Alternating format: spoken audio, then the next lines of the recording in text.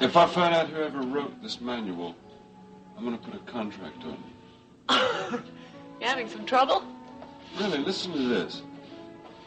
Insert screw J into slot C. Yeah, that sounds straightforward enough. Yeah, but all the screws look the same and there's no label to the slots. Yeah, well, I can understand that would be a problem. You see, I don't have any problem like that. All I do is put brush A into can B. All right, well, thanks for the help. Just think of how much fun you're going to have when you put Matthew's first tricycle together. That too. Should be a challenge. Yeah, it should be. I'll look forward to it. Oops.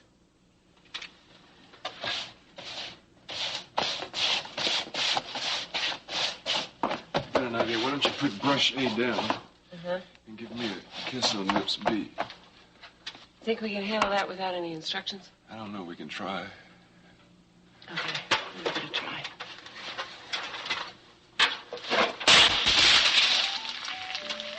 Oops.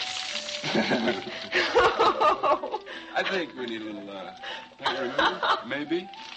I'm sorry. No problem. Don't wait a minute. Don't back up. You're going to get it all over the place. Oh, Every please. step of the way. Wait a minute.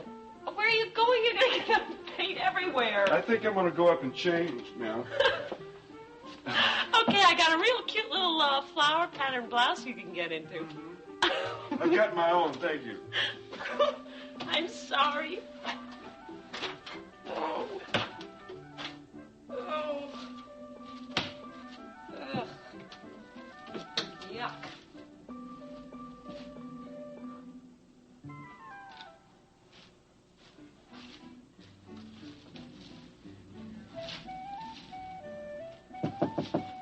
We're not open yet.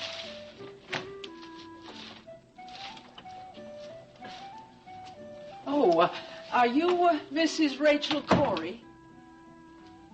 Yeah, I am. Is there anything I can do for you? Yes, I'm Mrs. Raleigh from the Social Welfare Department. I've come to check on the living accommodations.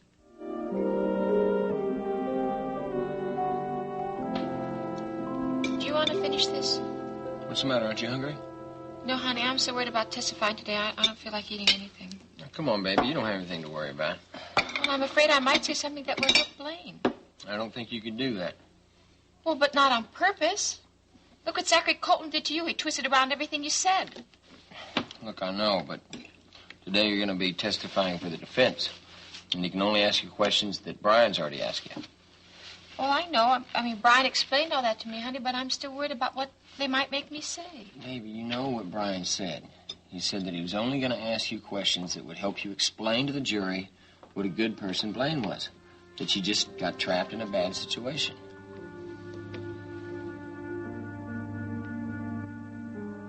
Sure is going to be nice to get out of here and start living again. Yeah, I just wish I was going to the apartment. I could take you there.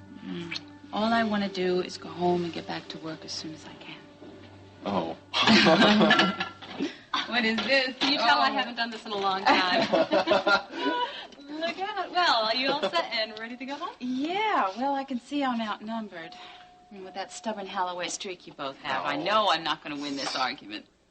Wait a minute. What argument? Well, Marianne thinks we're going too far to take her home and pamper her, you see. Oh, no nonsense. The best part about working here is getting to see people go home, and I get to take you home personally.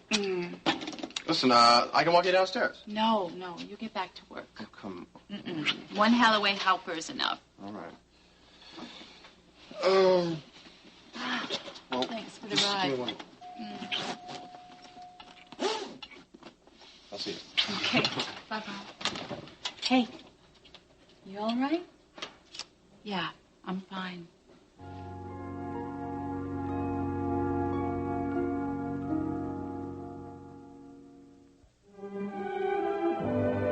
And now, the continuing story of Another World. You see, the beauty of having the apartment and the gallery connected is that I'm never more than a few feet away from the children. I see.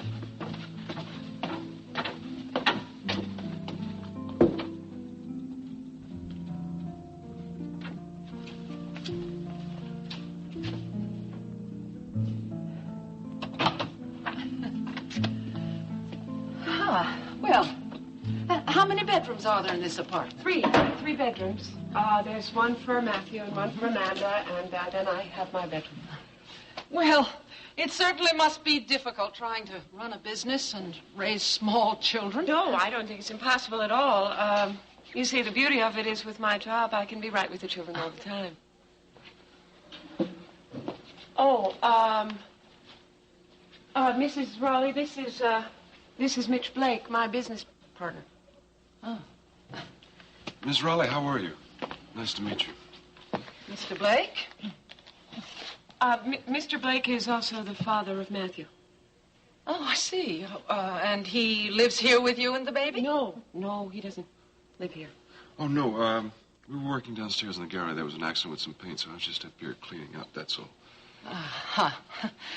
Well, what do you do for a living, Mr. Blake? Most recently, I've been working at the Connection. Tell me, Mr. Blake, do you like children? I enjoy the time I spend with Matthew very much, yes. Well, yes, of course, he's your son, but how would you feel about Amanda if she were to be living here? I would love her as though she were my own. How can you be sure of that? Because she's the daughter of the woman I love.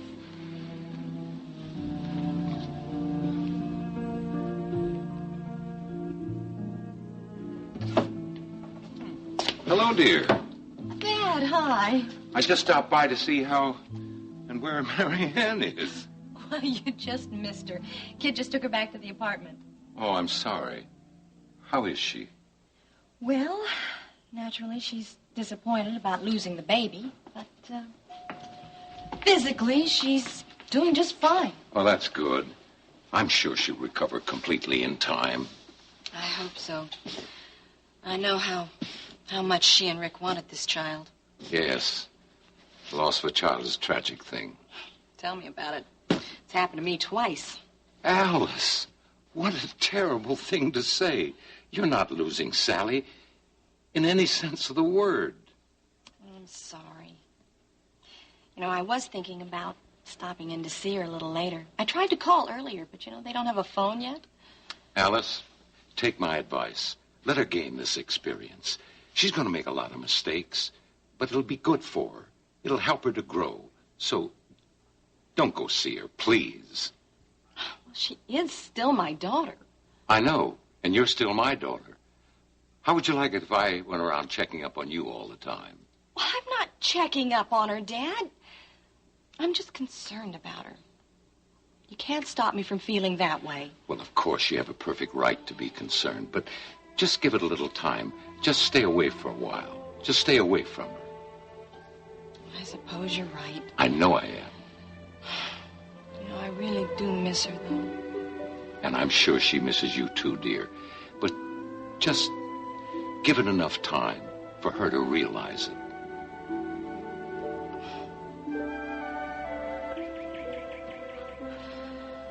Sandy, you know that every single time somebody tries to help me, they end up getting hurt. Now, I don't want you to take that chance. Not this time. So what are you going to do? Are you, just going to let them put you away for murder when they should be rewarding you for doing a public service? I don't know what I'm going to do. It's really not in my hands anymore anyway, is it? I do know that I'm not going to let you get yourself killed just for me. Hey, look, Blaine, it's my life. I mean, I think I know pretty well what I'm doing with it. Sandy, I'm afraid for both of us. And I don't see any reason both of us should suffer, just if it's not necessary. Look, we're all in this together. Not just you and me, Blaine, but a lot of people. And Blaine, we all really care about you. Okay. But just let me go it alone, will you? Sandy, I am afraid. But I'll be able to take it a lot easier if I don't drag you down with me. Now, wait a second. I've got a stake in this thing, too, you know? I mean, I've got a little mess to clean up in Vegas. You're not going to use that book you stole from Ilsa, are you? I will if I have to. Sandy, no, you can't. You're going to cause yourself more trouble than anybody can handle. If the company finds out that you do that... Look, I know. I know, all right. But if it's going to help your case, I'm going to use it. Would you really do that for me? Yeah. It's not that I want to so much. I mean, I know a lot of people are gonna... A lot of bad things will happen if I do. I know. I don't want you to use it. I don't want you to take the chance. And life's full of chances. And you know, sometimes even a few of them pay off. Look, people will get hurt if I produce that book, but who knows? Maybe that would happen anyway. So if it's necessary, I'm going to use it. Maybe it won't be necessary. There's always that chance. Yeah, maybe.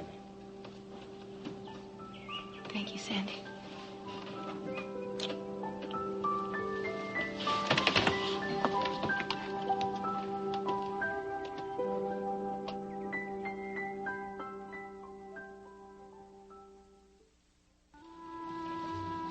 Okay.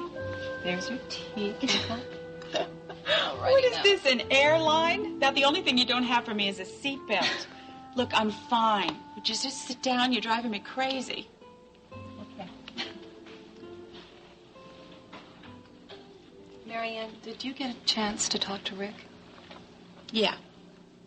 Rick and I had a long talk, and everything's fine. We got the whole situation out in the open and under control. Really? Marianne, I'm so glad. That's just terrific. Oh, I'll get it. Now, don't you move. I won't. Hi, Jamie. Hi, kid. Jamie, come on in. Hi, I thought these might make you feel better. Thank you. You're beautiful.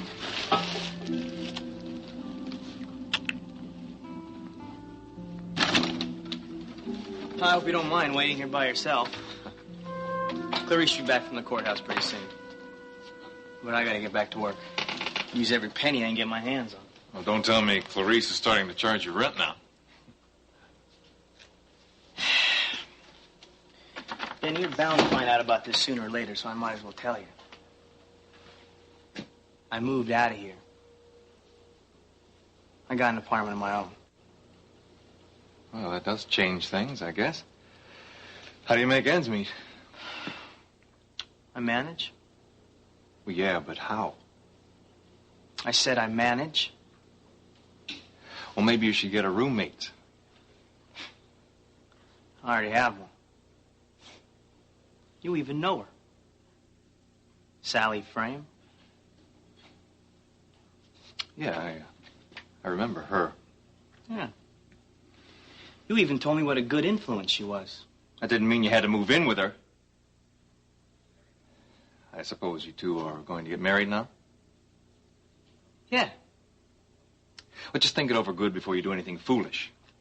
I mean, I got married too young, and you saw the problems that Suzanne and I had. Yeah, well, at least you made your own mistakes. You didn't have anyone telling you what to do all the time. You think that's what I'm doing now? Yeah. And you did it in the past. Look, we've been through this enough already. I told you I knew I was overly protective, but I'm trying to change all that now. I really am, Leigh. Doesn't seem like it. Okay, I'll stop. I shouldn't have asked you these questions. I'm getting used to them. Look, let's just start over again, all right? Maybe we can get off on the right foot this time.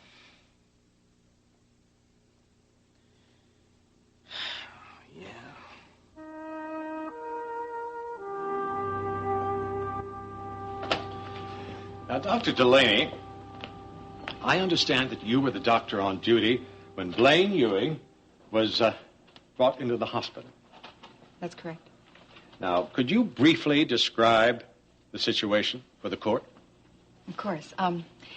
Miss Ewing was brought in by her friend, Melissa Needham, and she had sustained several facial cuts and contusions, and she had 2 cracked ribs. Now, did Miss Ewing explain how she incurred these injuries? Yes, she said she'd fallen down some stairs. Well, such injuries the likely result of such a fall? It's possible, but I don't think it was the case. Oh, I see. Then what do you suspect was the reasons for the injuries? Well, in my opinion, Miss Ewing had been beaten. Objection. This calls for a conclusion from the witness. A conclusion from an expert witness, Mr. Colton. Objection overruled. Please continue, Mr. Bancroft. Then why do you think she told you she fell? Oh, I'm afraid that's always the case in situations like this. The victim is afraid of being beaten again, so often they won't even seek medical help. And if they do, they usually have an excuse to explain whatever's happened to them. Mm-hmm. So, in your opinion, as a doctor, Blaine Ewing was the victim of physical abuse and not an accident. That's right.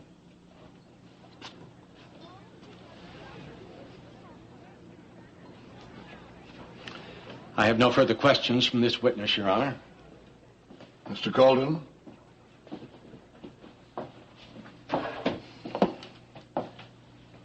Dr. Delaney, it must be difficult for you to be put in a position like this.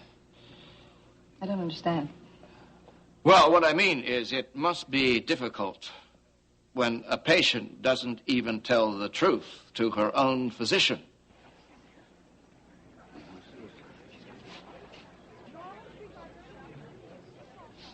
I have no more questions.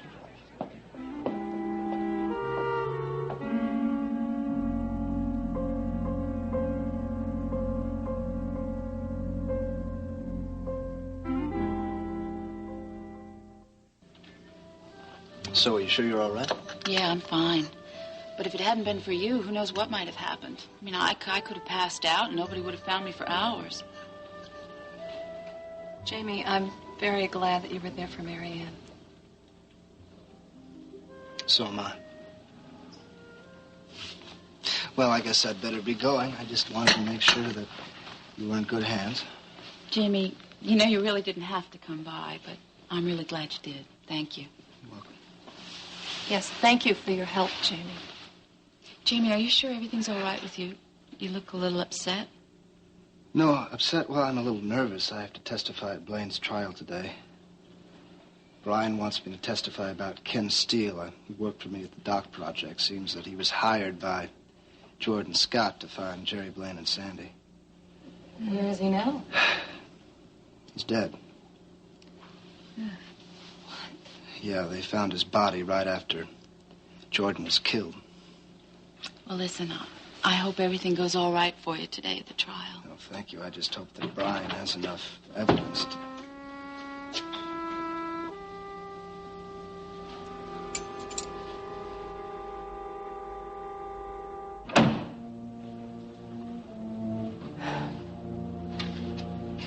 Well, that was awful timing. I hope I didn't cause any problems. Wasn't your fault. How do you think it went? I don't know.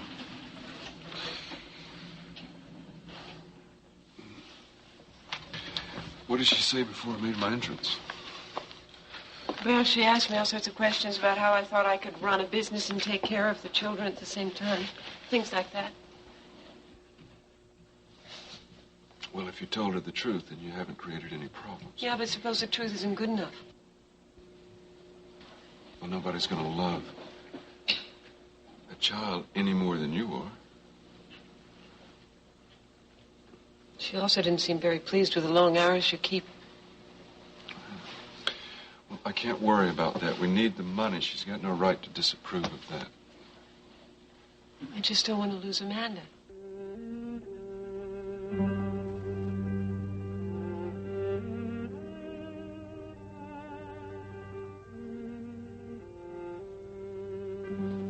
And do you swear to tell the truth, the whole truth, and nothing but the truth, so help you God? Yes, I do.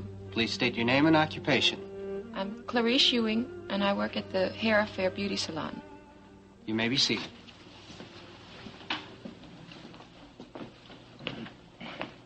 Mrs. Ewing, would you please describe your relationship to the defendant? Blaine's my sister-in-law. She's the sister of my husband, Larry. And is your relationship with Miss Ewing close? Yes. She's one of my best friends. Now, did you approve of her getting involved with Jordan Scott? No, I didn't like the idea at all. But I could understand why she did it. Oh, objection. Mrs. Ewing's approval is hardly relevant, Your Honor. But it is relevant, Your Honor. Now, it is very important for the jury to fully understand what the defendant, the situation she was in. And I think that Mrs. Ewing can help describe that situation. Objection overruled. Please proceed, Mr. Bancroft.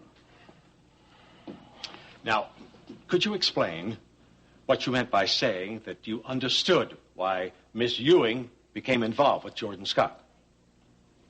Well, Blaine was married to Jerry Grove when Jordan became interested in her. She was afraid that if she didn't go along with what Jordan wanted, he might do something to hurt Jerry. So she left Jerry for Jordan.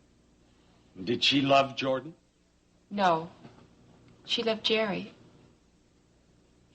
So, Blaine Ewing left Jerry Grove in order to protect him from Jordan Scott. Yeah, that's right. She loved Jerry. She didn't want something to happen to him because of her. So, Blaine Ewing sacrificed herself because of her love for her husband. Yes. Now, in your opinion, do you think that Blaine Ewing could ever kill anyone in cold blood? No, absolutely not. Thank you, Mrs. Ewing. I have no further questions, Your Honor. Mr. Colden. Yes, Mrs. Ewing. Now, don't you think, tell me honestly, that your opinion of the defendant being such a good woman is colored just a little bit by the fact that she is your sister-in-law? No.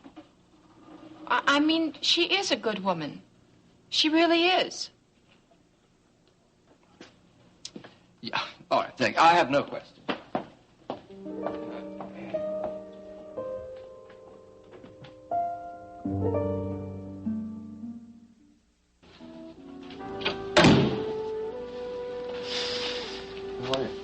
I'm fine. Kid's been a real angel of mercy. Did Jamie just drop by for a visit? Jamie, how you doing? Fine. Yourself?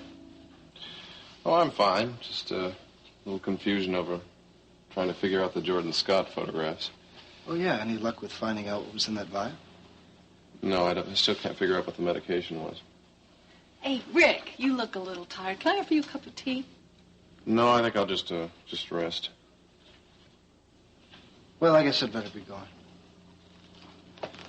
Oh, by the way, you're all invited to our place tomorrow night around 8 for a little get-together. I don't know. Well, you know, I'd like to go. It'll give me a chance to prove to everybody I'm all right. If you think you're up to it, fine. Good. And Kit? Yeah? Includes you, too. Thank you. I'll see. Okay. Well, I'll see you all tomorrow night. Take care. Jamie, wait a minute. Look, I want to thank you for what you did. And I want to say I'm sorry. I came on a little strong at the hospital. No apologies necessary. I'm just glad I was there to help. I am too. Good. Mr. Cory left a folder on his desk, Mrs. Frame. I'll get it for you. Oh, that's all right, Louise. You go tend to Amanda of whatever it was you were doing. I'll get the folder myself. As you wish. I'll be upstairs if you need me, Mrs. Frame. Thank you.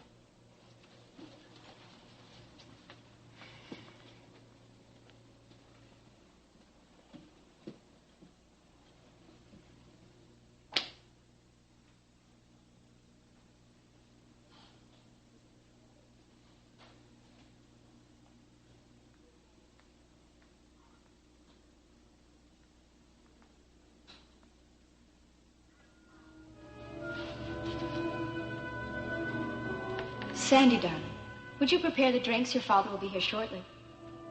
Of course, darling. Will you be having your usual? Yes, I will. Thank you so much.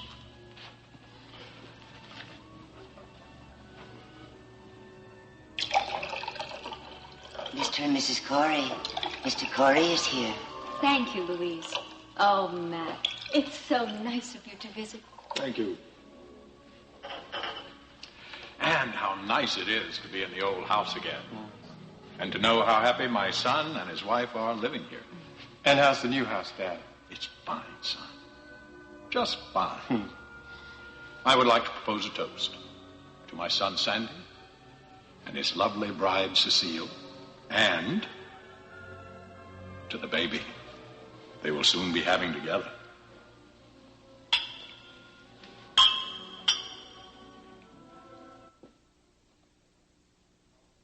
Cecile, how are you? Oh, Sandy, I wasn't expecting you. Now, Mr. Decker, do you keep any sort of log of the after-hours visitors to the complex? Yes, sir. Anyone who comes in after 6 o'clock has to sign in. Could you tell us who was in the building on the night of the explosions? You mean besides the cleaning crew and my staff of security men? Yes. Well, James Frame was working late in the executive suite, and a man named Greg Varney was there. Greg Varney? Who was that? Well, he told me he was with the air conditioning repair company. He had a uniform and everything, but later I found out that he didn't work for them. Well, didn't you think it was strange that a repairman would come in after hours? Well, he explained to me how the trouble hadn't been reported until just about closing time, so he had come late so he could fix the problem before the next day. I see. Now, Mr. Decker, could you identify this picture for us, please? Yes, that's the man who told me he was with the air conditioning repair company. Thank you. Let the record show that Mr. Decker has identified a photograph of Ken Steele. No further questions. Mr. Golden. Yes, Mr. Decker. Now, tell me, is there a sign-in procedure policy at the complex during the day? Yes, sir. Not for the staff, but all visitors are required to sign in. I see. Now, tell me honestly, in your opinion, do you think it would be possible for someone to gain access to the buildings without signing in? Well, yeah, I work the night shift, so I don't really know for sure. Yes, but what do you think, Mr. Decker? Well, yes, I suppose it is possible. Right. Thank you. Now, tell me, did anyone see Mr. Varney or Mr. Steele plant the bomb which caused this explosion? No, sir. No one saw anyone who planted the bombs. I see. Therefore, it is possible that anyone could have actually planted the bomb. Yes. All right. Thank you. I have no more questions, John.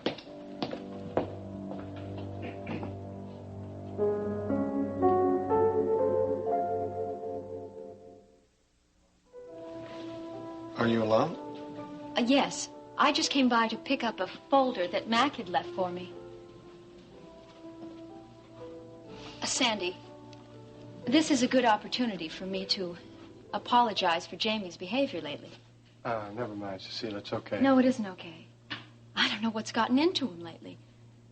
You know, he really didn't make that phone call to tell me that he'd be late, though he is insisting he did. Look, Cecile, it's okay. Sandy, I'm really worried about him.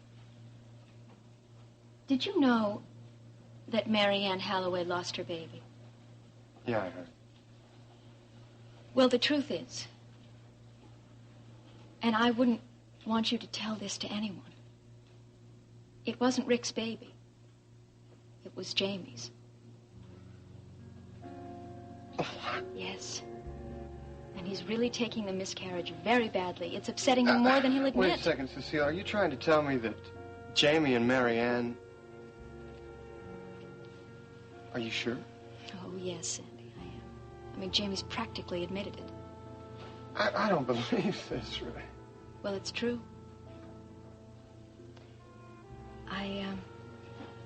I've had to carry this secret with me for a long time.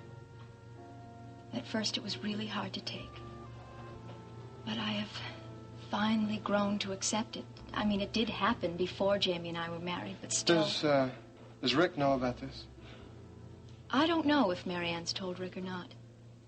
But he's had to notice how much time Jamie was spending with Marianne, and it was Jamie who was with Marianne when she had the miscarriage. Maybe I should talk to Jamie about all this. No. Sandy, don't do that.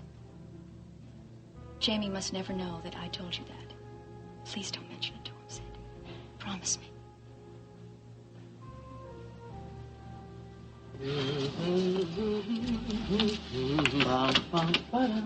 Aunt Liz?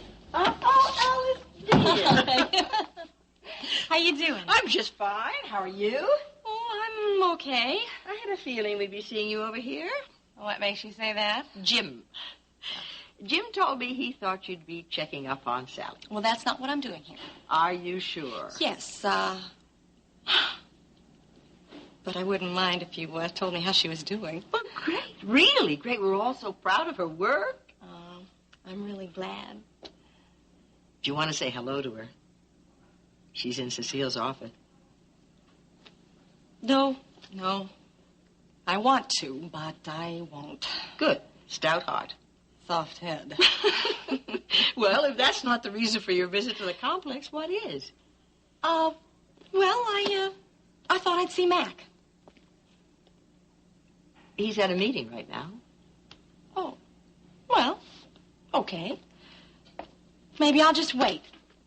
Maybe the meeting will get over early. Of course, dear. You've been seeing a lot of Mac lately, haven't you? Yes. You know, he's really been very nice to me, Liz. Alice, I don't think you should get too close to Mac right now.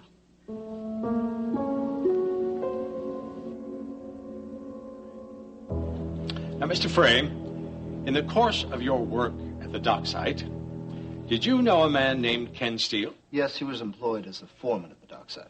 Was he employed at the time of the accidents that occurred at the dock? Yes, and he was the same man the security guard saw the night of the bombings. Did you see him at any time after the bombings? No, I didn't. Do you think that Mr. Steele was responsible for any of the problems that happened at the complex? Well, I think he had a lot to do with the accidents at the dock site, as well as planning the bombs at the complex, yes. Now, was there some reason for someone to want to cause all these problems? Yes. The accidents eventually caused Cory Publishing to sell the dock site to the Oregon Shipping Company, a company we later found out was owned by Mr. Jess Cooper. Oh, the same Jess Cooper who was Jordan Scott's boss?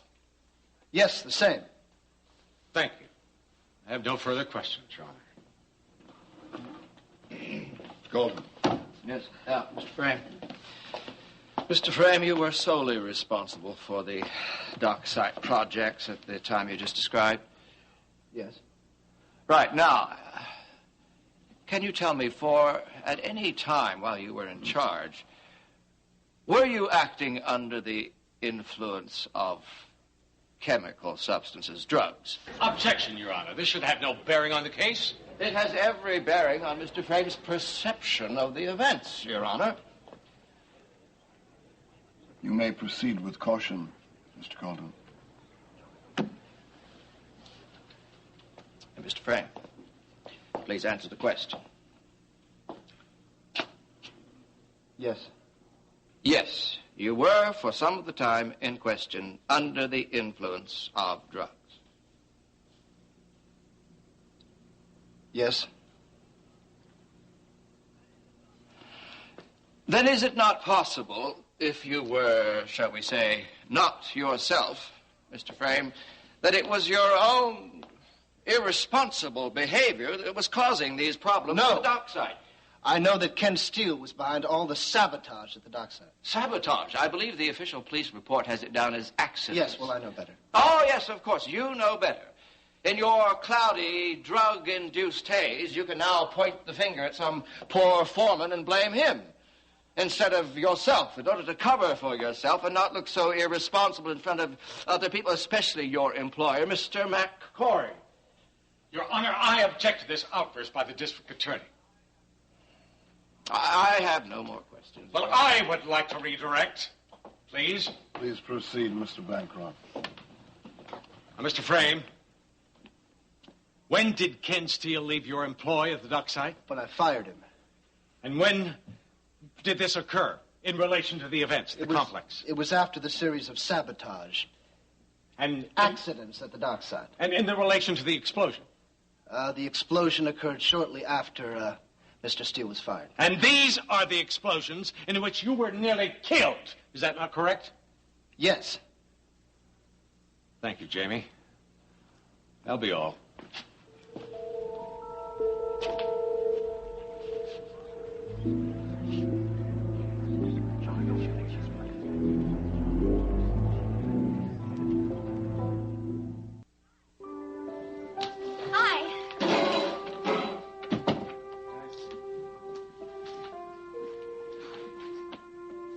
I had a fabulous day today.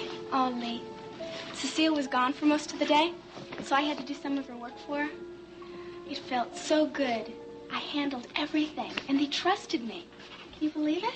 You get paid extra for that? Of course not. It's the experience that counts, that's all. That's great. What's the matter with you? Well, Denny came into town today, and he jumped on my case about everything. Yeah, well, did you tell him that you don't like it when he does that? Yeah, I told him. Well, what did he say? He said he'd lay off, but he always says that. You know, I think he's really trying to get along with you. Why don't you give him a chance, okay? Just puts me in a rotten mood. Yeah, well, you just stay away from me because I've had too good of a day for you to spoil. Yeah, I'm sorry, Sally. Hey, look. What? What do you think about the two of us getting married?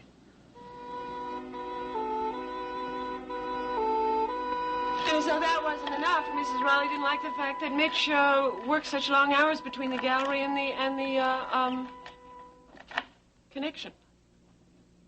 Why not? I don't know. She didn't say. It was just an attitude. Did she say anything else? Not really. Why are you still so gloomy? Well, you really think it is going to make a difference? I mean, Mac's big house and all that money and everything? Well, it shouldn't. But I'm beginning to wonder if it does make a difference to you. What do you mean, make a difference to me? Well, all a child needs, really, is food, clothing, and shelter. Plus a lot of love and attention. Yeah, but Mitch and I can give them both all of that. I know that. But you're the one that I'm worried about. Well, why are you worried about me? Because you need more than that. I think you're just beginning to see how much you gave up when you left Mac. Jamie, we both know that isn't so. I think it was very wise of Brian to say what he did.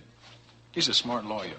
He kept what might have been a damaging outburst from causing too much harm. Mac, Jamie, I'm surprised to see you here. Well, I wanted him to come back with me for a minute after the day in court.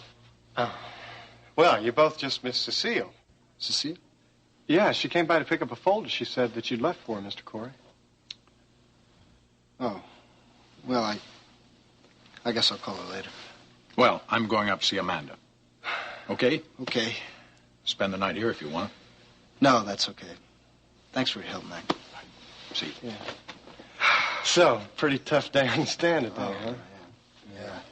Colton tried to discredit my testimony by bringing up my drug problem. Well, somehow that doesn't surprise me much. Yeah, but he made me look like a drug-crazed kid. You know, who tried to cover up his failures by finding a scapegoat. Who? Ken Steele. Oh, that's crazy. Well, nobody's going to buy that theory anyway. Yeah. Well, anyway, I'm glad Mac was there. I don't know, somehow he always seems to be there. I mean, not just when I was younger, when I'd come home from swim meets and school plays, but even now. Especially now. I don't know, it was his, his unconditional love that really made it possible for me to break that drug habit. Yeah. And Cecile? Yeah, her too. You know, you're lucky. My stepfather was no Mac Cory. He was a drunk with 2 ready fists. I got out of there as soon as I could, believe me. Yep, I guess I've been pretty lucky. Maybe more than you know.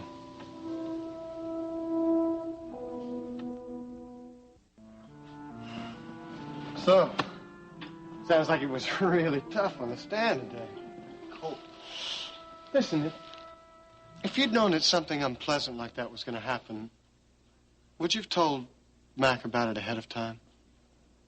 What are you talking about? Mac knew about my drug problem. Yeah, I know, but what if it was something else, something that he didn't know about? I don't know. Well, think about it a little. Why? Oh, you're really worried about tomorrow, aren't you? Yeah. I mean, from what you said about Colton there. You think he's going to try it on you, too? Yeah. I mean, my past isn't exactly pleasant. Does he know anything about it? Who knows? I mean, I'm just afraid I may end up saying something that could hurt you or Mr. Cory. And I really don't want that to happen. I mean, both you guys have sort of become special to me, you know? You're really talking about Mac, aren't you? Look, Jamie.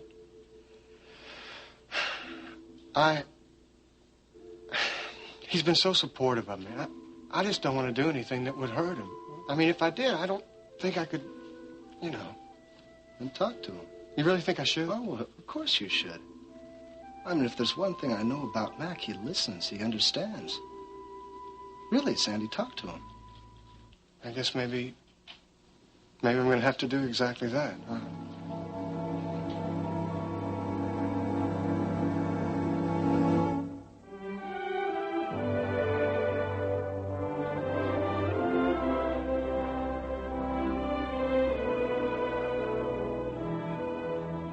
Join us each weekday at this time for the continuing story of Another World.